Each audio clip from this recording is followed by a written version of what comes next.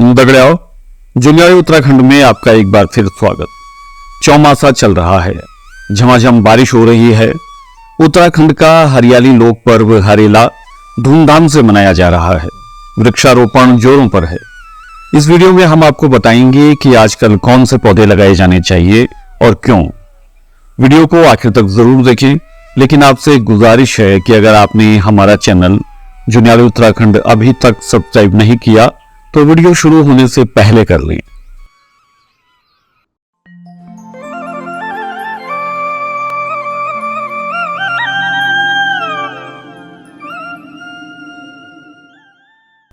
चौमासा यानी 4 महीने उत्तराखंड की धरती के लिए वरदान माने जाते हैं। इन 4 महीनों आषाढ़, सावन यानी श्रावण, भादौ माने भाद्रपद और असुज यानी आश्विन की बारिश से देवभूमि तो तर होती ही है, साथ ही अधिकांश भारतवर्ष की प्यास बुझाने के लिए नदियां भी रिचार्ज होती हैं। यह अलग बात है कि आजकल इन नदियों ने रौद्र रूप धारण कर पहाड़ों से लेकर मैदान तक तबाही मचाई हुई है।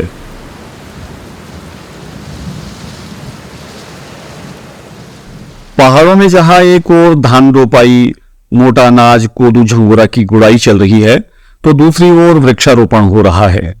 पतझड़ वाले पौधे जैसे सेब, अखरोट को छोड़कर यूं तो आजकल सभी प्रकार के पौधे लगाए जाते हैं, मगर आज हम आपको एक खास पौधा बांज यानी ओक, जिसका वानस्पतिक नाम क्वेरकस ल्यूकोत्रिकोफोरा है, के रोपण के बारे में बताने वाले हैं।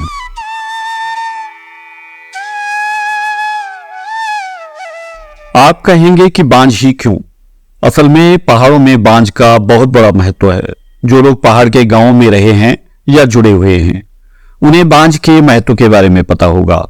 बर्फ वाले पहाड़ों को छोड़कर जहां ऊंचे पहाड़ हैं, वहां पानी की कमी पाई जाती है। बारिश तो खूब होती है, मगर पेड़ पौधे कम होने की वजह से पानी रुकता नहीं और सीधे नदियों में आ जाता है। तो यहीं पर काम आता है बांज का पेड़। बांज का जंगल अमूमन 4000 फीट से अधिक की ऊंचाई वाले पहाड़ों में पनपता है। बांज जल संरक्षण और मृदा संरक्षण का सर्वाधिक उपयोगी स्रोत है। इसकी जड़ें चारों ओर फैलकर भू कटाव को रोकते हैं और बारिश के पानी को रोक कर रखते हैं।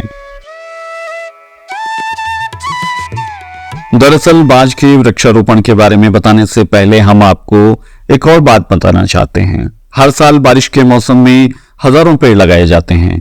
वन विभाग सहित कई सरकारी महकमे और एनजीओ खूब वृक्षारोपण करते हैं।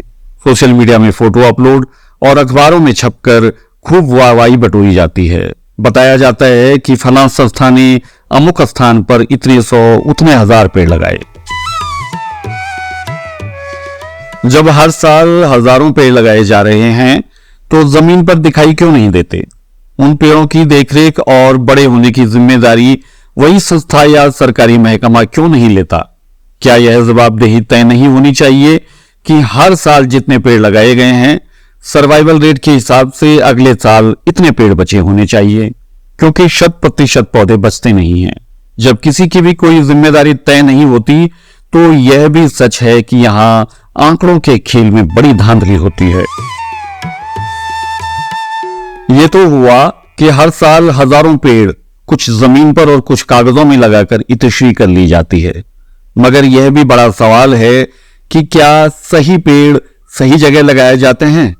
यानी जिस जगह या जिस वातावरण में अनुकूल पेड़ होने चाहिए, क्या वहां वही पेड़ लगाए जा रहे हैं? ऐसा कतई नहीं हो रहा।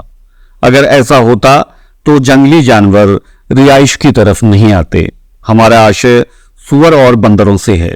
जंगल में उनके लिए पर्याप्त भोजन नहीं है, इसीलिए वे गांवों का रुख करते हैं। इस विषय पर अलग से चर्चा और उसका वीडियो बन सकता है, लेकिन आज हमारे पास आपके लिए बांज के जंगल बनने की शुरुआत वाली एक शानदार कहानी उपलब्ध है। आज से 9 साल पहले 2014 में कैसे एक बांज के जंगल बनने की मुहिम शुरू हुई और आज 2023 में उसका रिजल्ट दिखने लगा है। समुद्र तल से करीब 4500 फीट पर हमारा गांव मलेथा पौड़ी गढ़वाल चौंदकोट गुराड़ पट्टी में स्थित है। पहाड़ के दक्षिण पश्चिमी ढलान पर बसे होने की वजह से यहां दिन भर जबरदस्त धूप रहती है। गांव के नजदीक दोनों ओर के प्राकृतिक नौले गर्मियों में निचंत सूख जाते हैं। तब 1.5 किलोमीटर नीचे उतरकर मुश्किल से जरूरत भर का पानी लाया जाता है। बहुत पहले हमने उपराई खाउर के सच्चिदानंद भारती जी की स्टोरी पढ़ी थी कि कैसे उन्होंने बांज का जंगल उगाया और मृतप्राय नदी को फिर से जीवित कर दिया। उन्हीं की प्रेरणा से हमने 2014 में पहली बार गांव से 700 मीटर ऊपर बांज के पौधे लगाने शुरू किए। देखिए कुछ तस्वीरें।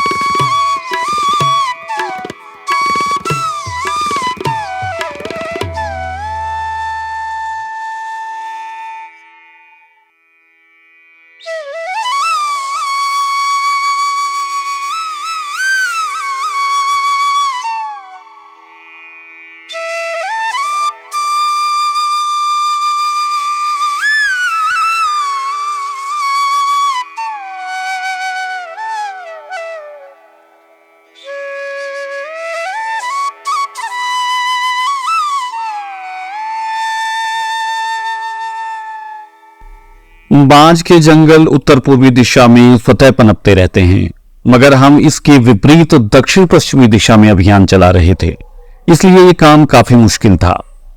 इसी साल गांव में एक भयानक हादसा भी हो गया। गुलदार ने 2 महिलाओं को मौत के घाट उतार दिया। हालांकि इस घटना ने ग्रामीणों को झकझोर दिया, मगर हमने हौसला नहीं हारा। हमने 2014 से 2018 तक लगातार करीब 3000 पेड़ लगाए। क्योंकि ये पेड़ प्रतिकूल दिशा में लगाए जा रहे थे, तो निश्चित तौर पर इनका सर्वाइवल रेट काफी कम था, लिहाजा 20 से 25% पेड़ों को ही बचाया जा सका। हालांकि इन पौधों को वनाग्नि से बचाना भी एक मुश्किल चुनौती है, मगर अभी 2023 में करीब 700 पेड़ काफी अच्छी स्थिति में हैं। कुछ पेड़ 5 से 7 फीट तक ऊंचे हो गए हैं। हर साल पतझड़ के मौसम में इनकी लॉपिंग की जाती है। लॉपिंग कैसे की जाती है, इसका वीडियो हम आपके लिए दिसंबर जनवरी में अलग से बनाएंगे।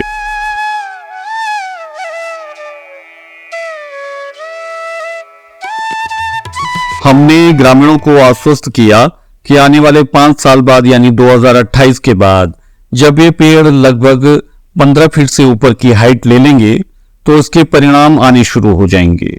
बांज का अच्छा खासा जंगल तैयार हो जाएगा।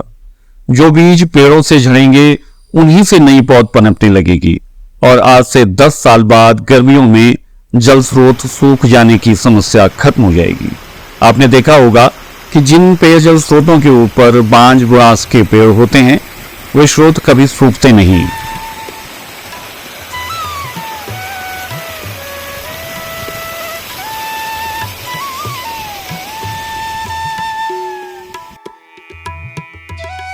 तो आज हमने आपको बताया कि क्यों बांज के पेड़ लगाए जाने चाहिए। इसके ठीक उलट चीड़ की जड़ें पानी को सोखती हैं और अपने नीचे किसी भी पादप को पनपने नहीं देती।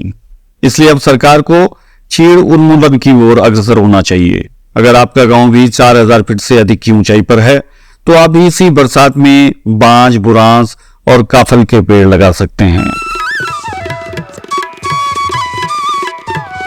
तो दगड़ियों, ये थी हमारी खास प्रस्तुति बांज का वृक्षारोपण।